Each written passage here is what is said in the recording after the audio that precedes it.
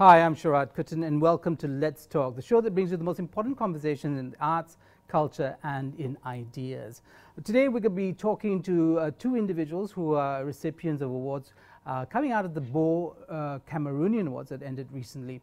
They are involved in a venue called Kongsi KL. It's a venue. They themselves are part of a group called Kongsi Petak. And they were involved in performances, multidisciplinary performances that won awards. Now, all that's very complicated. If you don't know what a multidisciplinary thing, it's obviously everything potentially. And I have with me Mah Jun Yi and Justin Lee. Thank you so much for joining me. Jun Yi, I want to begin with you and perhaps helping myself and our audiences to understand when you say a multidisciplinary work, and in this case it's a series, it's Seni Tiga, and it has numbers, very sophisticated. And the winners was series number 10, series number 2 and 4, I believe. Okay, so tell us, what could somebody walking into a venue like KongsiKL come to expect from a multidisciplinary production? Okay. Maybe I would just need to clear things up a little bit. Justin is actually not part of Kongsi Petak. Okay. Justin is one of the artists. I am part of the production team, which is called Kongsi Petak. It's run by 3 individuals. It's a volunteer project. So we created this last year with the idea of combining different arts forms. That's why Seni Tiga, 3 arts forms, which is movement, visual, and sound. So through this project of Seni Tiga, we want artists to come in and create in an almost non-hierarchical method. Right. Yeah. Non-hierarchical. Okay, so you don't privilege any of the arts or any of the disciplines within the thing. So Justin is your collaborator for this particular, or 1 or 2 or 3 of these series. Justin is actually one of the artists. Okay. The Seni Tiga actually started because of Justin's show. We had a gathering earlier, late in 2018, where Justin was, playing around with his visuals, his OHP, where people would just come in and, people jam, people dance, and then we sort of had the idea of putting this as a show because we think that this should be seen by a bigger audience. And then it started off as Seni Tiga number 1, where Justin is one of the visual artists. And then slowly we didn't want to, spend so much time and effort to do this, to plan all these things, and then just to make one show. So we made it into a series where we invited people who are maybe non-artists even to come and collaborate on this. And then slowly Justin grew tremendously along the way. And then he came back with an idea, okay, I want to do this again. Okay, let's draw Justin into it. I mean, KongsiKL is a venue. You're not part of the organizers of this venue, I understand correctly? Yes. But you've used that venue? Yes. Okay, so tell us why you're a trained architect, you're a practicing architect, you have these interests. What drew you to that particular space? If you could draw a picture in the mind for our audience, what does KongsiKL look like? So KongsiKL is a warehouse. I think it used to be a steel factory, but everything inside there has been cleared off already. Well, I think KongsiKL, I spent a lot of time in KongsiKL. I think it started. I was there when KongsiKL first started. We did a few exhibitions there, which wasn't Seni Tiga. We did a few exhibitions there. We cleaned up the space, and also we were part of renovating the space a bit, making it better, like the toilets and everything, cleaning up so it's more accessible. Which part of KL is this? This is at Old Klang Road. Old Klang Road. Okay. So I was with many volunteers, setting up the space, and after that, so it was initially for exhibitions and things like that, but I developed an interest in another medium, which is this analog projection. So it's in the West, it's very popular as a liquid light show.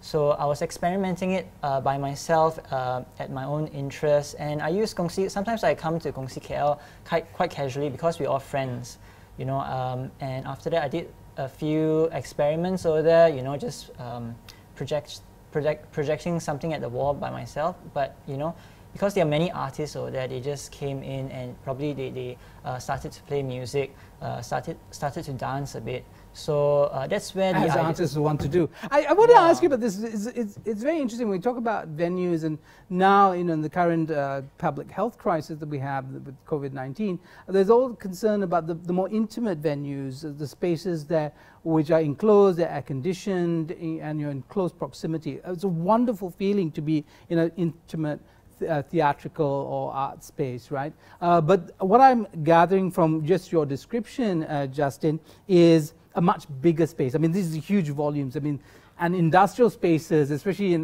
kind of in cities that have experienced deindustrialization, they provide a wonderful opportunity to experience a very different kind of space, great volume. So, Jun Yi, if you could explain to us, I mean, what the space was intended to do, why, why, and because you're an architect as well, I mean, our feelings are transformed by the way space is organized. So tell us a little bit about that. Okay, KongsiKL actually is, Justin didn't touch on the what you see, he touched on what you feel about the space. Yes, we have a very strong community, but it's actually a 10,000 square feet warehouse. So it's huge. It's, there's no columns in between, and then there's this sawtooth roof where there is skylights on one side, so you get a lot of sunlight into the space. It's natural ventilated, and then it's, it's those industrial factory, it's just a kilang. So a lot of people come in and then they feel like, okay, maybe I can do something over here. But I only have, I don't have a lot of narrative. I only have one maybe. I know maybe I can do this, but other people have other ideas. So we actually created this to invite people to, realize their dream and give another layer of stories to this space, so that we could actually see what this space means to different people. Yeah. And very quickly, Justin, scale is a wonderful thing to play with. I mean, big can be so captivating because it provides a spectacle, right? There is the element of spectacle that comes in when you have huge scale. Is that something that excites you personally as an artist? Yes, it does. In fact, the scale is a challenge also. I think what artists is very used to, probably what artists is very used to, depending on the context, is like small spaces, small clean galleries and things like that. And also with the performance arts, there's people are very used to performing in the traditional stage, where there's a stage in front, and after that the audience behind. But over here, the challenge is that there is this freedom, and there's a freedom for you to decide where you want the audience to be, where you want to put your artwork, and how you want to occupy the entire space. So I guess there's a challenge there. Sometimes the space could underwhelm the artwork because it's it's so big. So I think the challenge is to create an artwork or something that sort of informs. It's in dialogue with the space as well, right? Yeah, in dialogue with the space, yeah. Right, okay. So not quite the white cube, right, that a lot of people come to expect when they think of galleries. Okay, we'll take a short break. We'll be back with more on Let's Talk.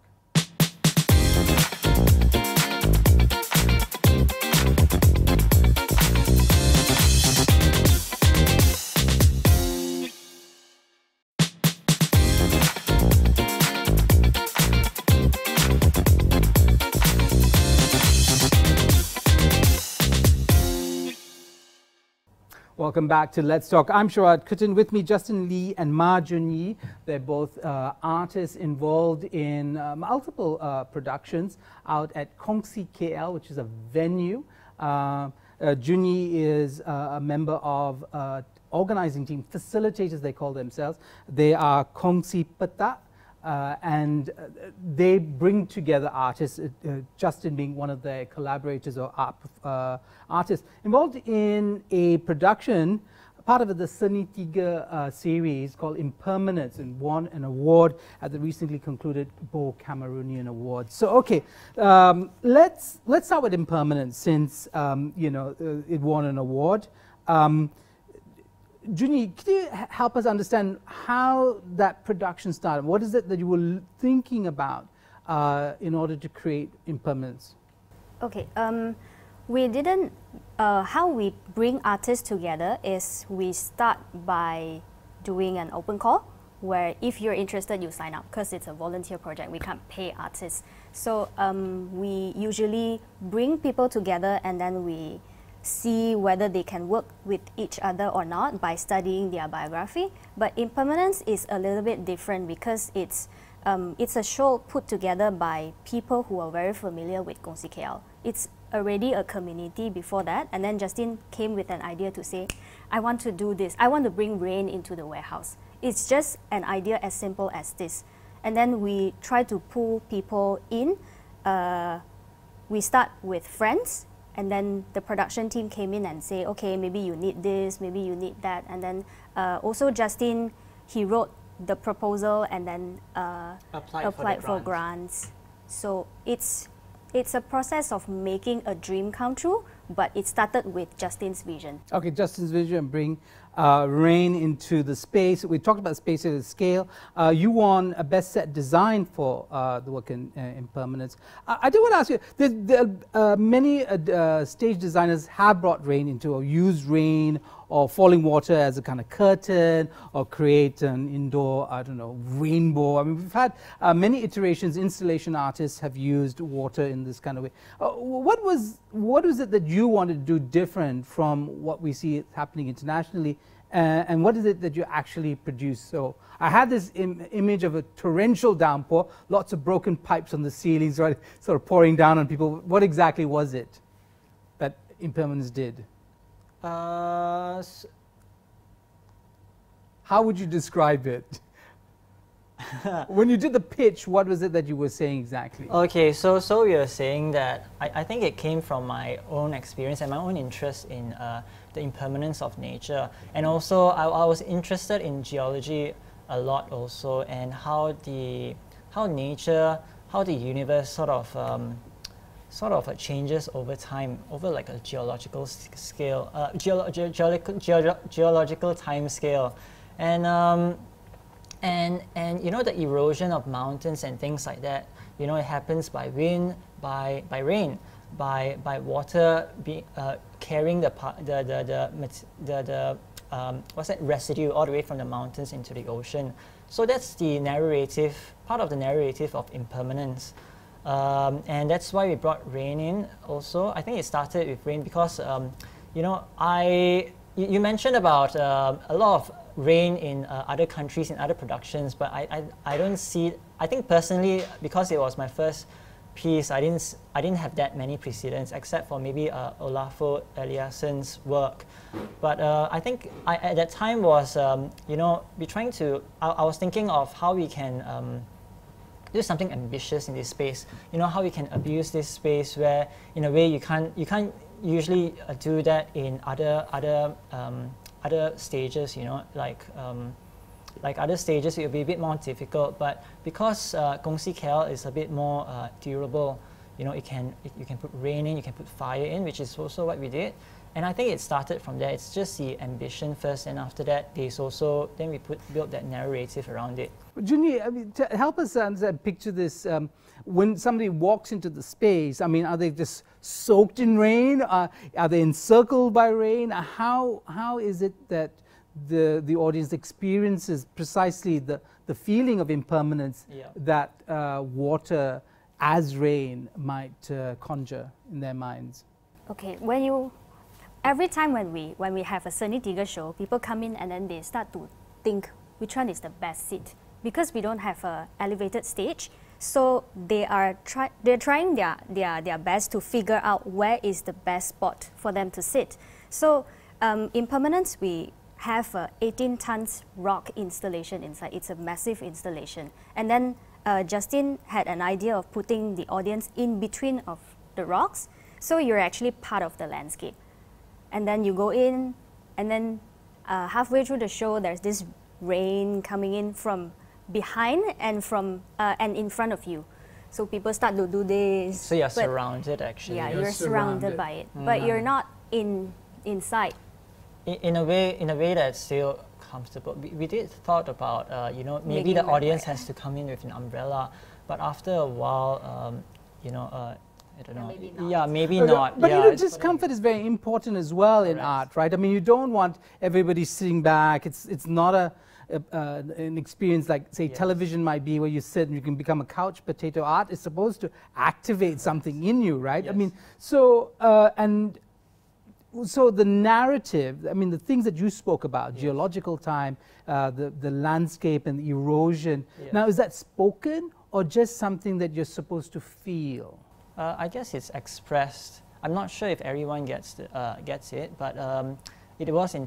I mean, it was in our narrative. So In the booklet, or in what form was the narrative there? oh, the narrative was, I guess, amongst us artists, you know. Then I guess it's up to the audience to interpret it themselves. But when we perform, we're trying to emulate this narrative, you know, as like emotionally, we want to resonate with, you know, with that narrative also of the impermanence of the landscape, impermanence of, you know, and I guess it reflects ourselves so, because we are also temporal, and in the scale of the universe, we are quite short term. Yeah, we're a blip, and that would yeah. be an overestimation, I think, already, considering how old the universe is. But okay, let's very quickly. You weren't involved with two other productions that were notable and won awards, which is Remnant Visions, which is number 2, and A Bind, A State of Mind.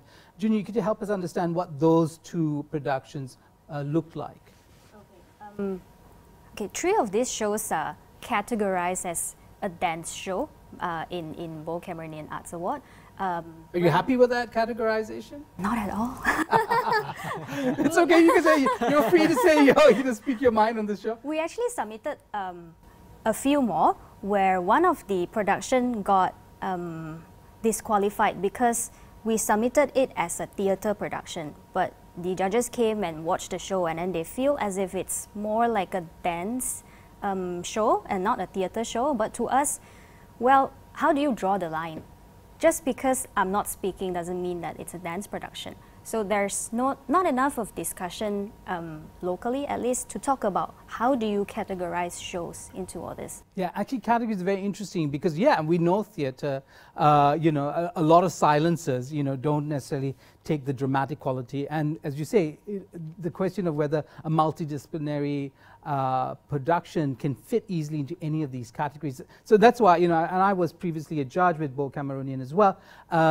It's very difficult, can be very difficult with these. The question is whether the frameworks allow for those difficulties. Okay, we're going to take a short break. We'll be back with more on Let's Talk.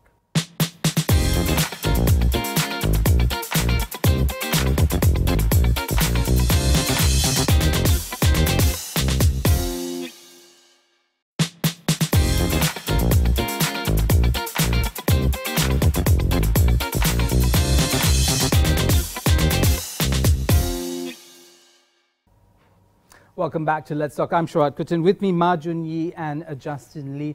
Involved in several productions and the space Kongsi KL. Jun Yi is part of a organizing group of facilitators calling themselves Kongsi Petak. And Justin Lee, who won an award for Best Set Design, part of a series of productions, multidisciplinary productions called Seni Tiga. And you won it for the 10th iteration of that, Impermanence. We talked about that earlier, and actually we ended the last part, Jun Yi, on a really interesting note about where do you fit these multidisciplinary productions within the framework that Boh Cameronian as an award you know, system allows for. And this, like you said, I don't think there's not enough conversation around this and what theatre means and so on and so forth.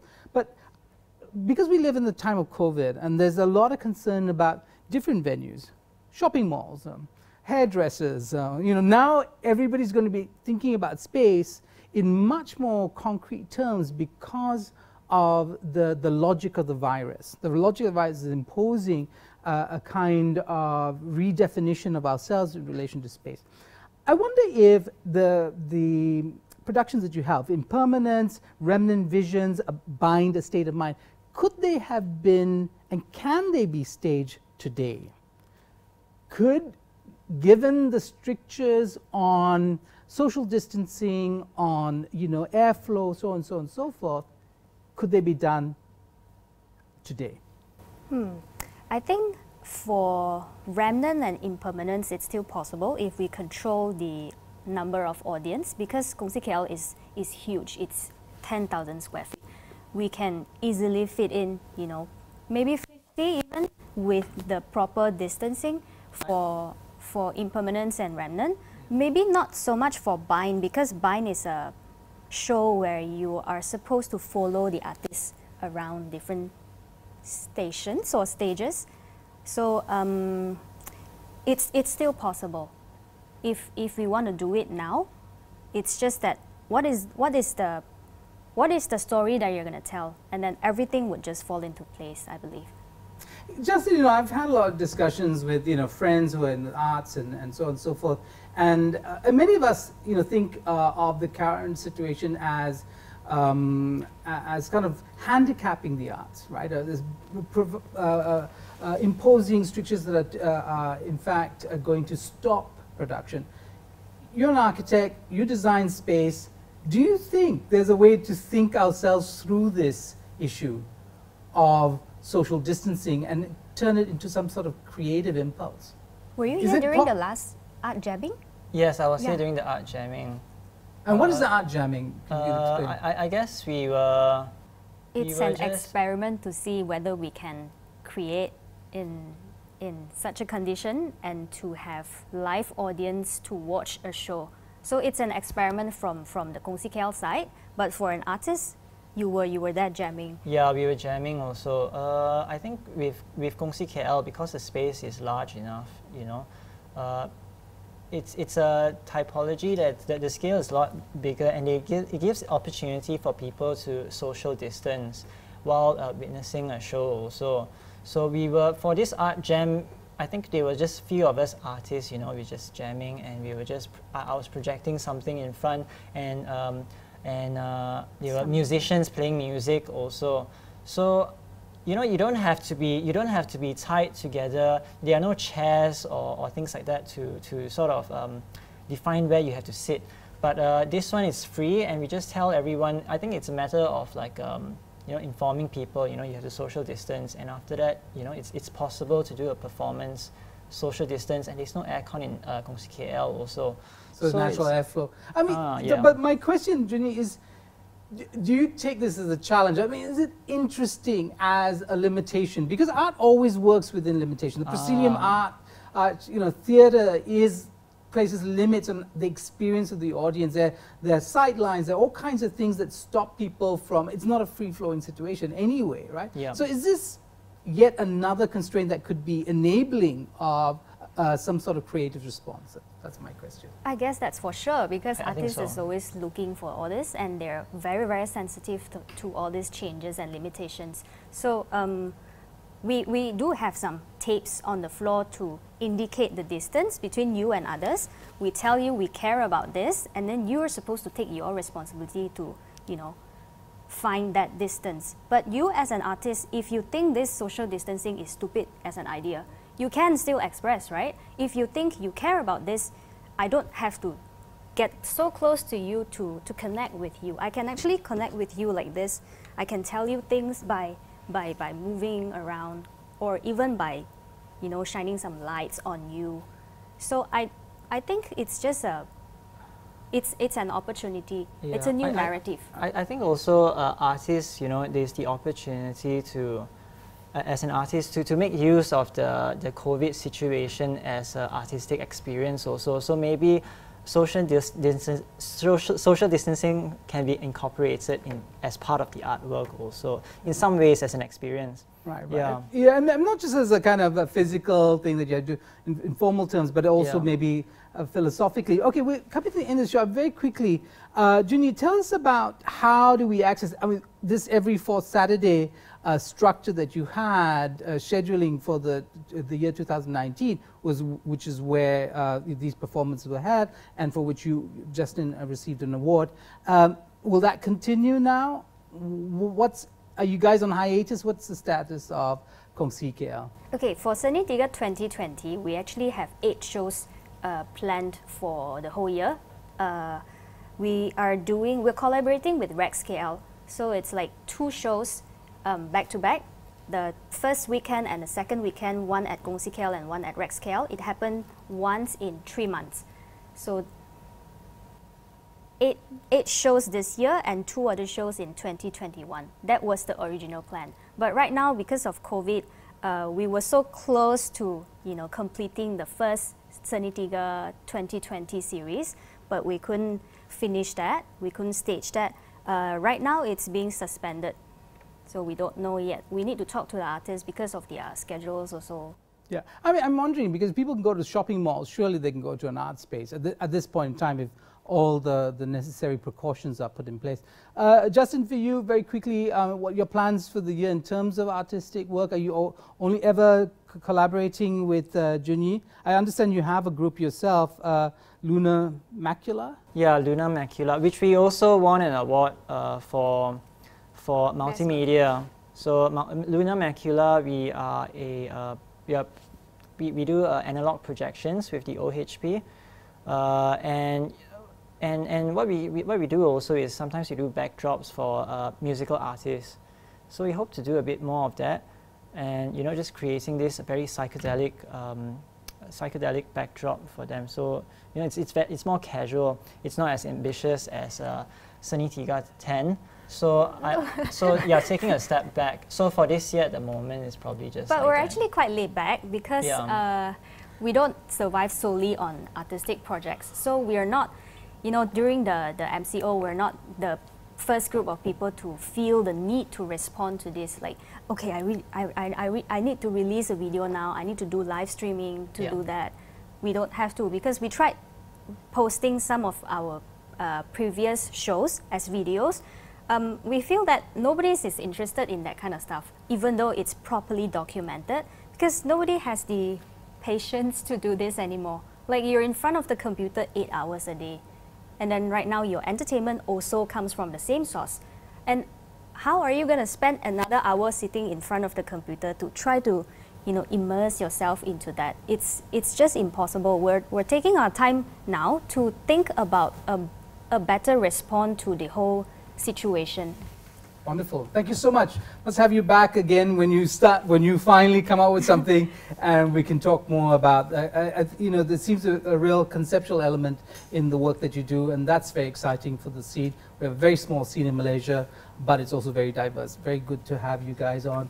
Okay, that's all we have for Let's Talk this week. I had on the show Mah Jun Yi from Kongsi Petak, and also Justin Lee from Lunar Macula, recipient of the recently concluded Boh Cameronian Arts Awards. I'm Sharaad Kuttan, only in Astro AWANI.